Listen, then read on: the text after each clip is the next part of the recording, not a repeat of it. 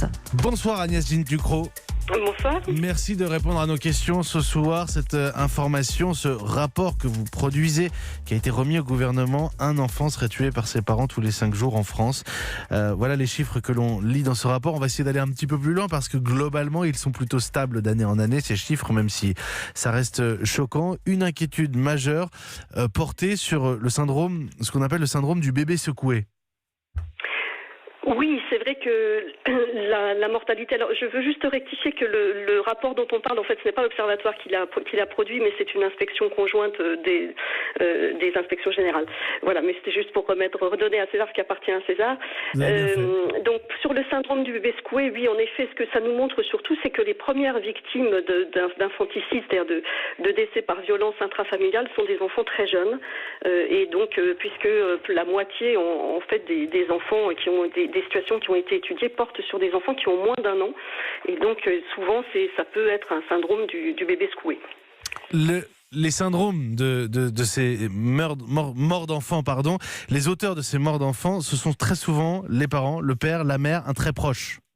Tout à fait. Alors les premiers auteurs qui ont été montrés par ce rapport sont les parents biologiques et en général ce sont les auteurs agissent de manière isolée, c'est-à-dire que c'est rarement le fait des 2 parents en même temps. Le plus souvent c'est un des 2 parents qui agit et c'est en général le plus souvent c'est un des parents biologiques en effet. Ces enfants qui meurent, puisque c'est ce dont on parle, est-ce qu'ils étaient déjà repérés par les services sociaux ?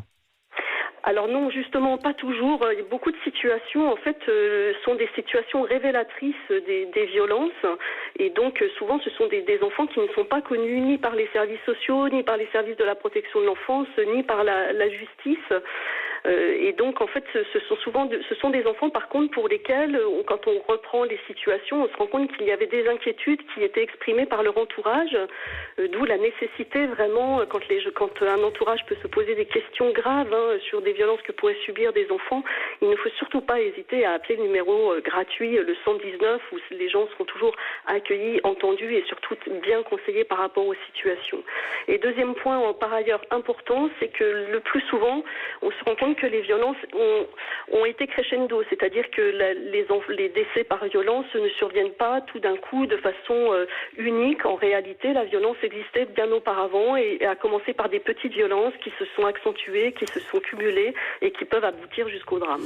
Ce qui veut dire, si je vous suis bien, Agnès Ducrot, qu'il y a eu des signaux et qu'on n'a pas su les lire ? Oui, tout à fait, parce que les signaux peuvent s'exprimer déjà dans des institutions qui sont différentes les unes des autres. Par exemple, pour les enfants qui sont encore petits mais qui sont déjà scolarisés, les signaux peuvent être reliés par exemple à un absentéisme scolaire. Ça peut être aussi des signaux qu'on peut voir dans le cadre social avec des difficultés familiales qui s'expriment plutôt dans le champ du social, des difficultés que l'on peut aussi observer dans le champ sanitaire, c'est-à-dire des traces, des bleus, des hématomes, des griffures qui sont en fait pas normales. Et le problème, c'est que si on n'arrive pas à rassembler tous ces faisceaux et tous ces indices et qu'on reste isolés les uns des autres, la gravité, on peut passer à côté de la gravité. Donc c'est vraiment absolument nécessaire que les institutions apprennent à travailler ensemble, à partager leurs informations et à développer vraiment du travail partenarial. C'est un des points vraiment très importants. Un point qu'il faut souligner, remarquer, Agnès Ducrot, c'est cette idée que les parents violents vont souvent répéter une situation qu'ils ont eux-mêmes connue étant enfants. Oui, c'est hélas un des grands classiques de la violence. La violence se reproduit, la violence appelle la violence et la plupart du temps et extrêmement souvent, les parents violents sont des parents qui ont pu subir eux-mêmes des violences et qui sont de toute façon dans des grandes difficultés, notamment d'isolement et de fonctionnement, qui sont des fonctionnements violents intrafamiliaux. Alors, et donc il y a aussi des liens très forts qu'on connaît bien maintenant avec la violence conjugale, c'est-à-dire qu'il y a quand même pas mal de situations et notamment dans le syndrome du bébé secoué qui surviennent dans des situations de violence conjugale où les enfants du coup peuvent devenir victimes aussi des violences. Alors 2 choses très rapidement, on va juste rappeler que dans le syndrome du bébé secoué, quand l'enfant ne meurt pas, il y a quand même un énorme risque de séquelles et de séquelles majeures par la suite s'il survivait. Et puis l'essentiel peut-être pour nos auditeurs, Agnès Ducrot, ce numéro vert, le 119, on ne peut que le rappeler. Ah oui, le 119, c'est un numéro qu'il faut marteler, qu'il faut vraiment connaître, qu'il faut diffuser.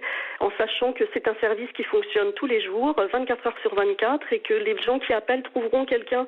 Il peut y avoir un peu de temps d'attente, selon le nombre d'appels au même moment, mais les gens qui appellent trouveront toujours une oreille attentive et qui sauront bien les conseiller. Merci beaucoup. Merci d'avoir pris quelques minutes pour expliquer ces chiffres à nos auditeurs. Agnès Gint-Ducrot, directrice de l'Observatoire national de la protection de l'enfance.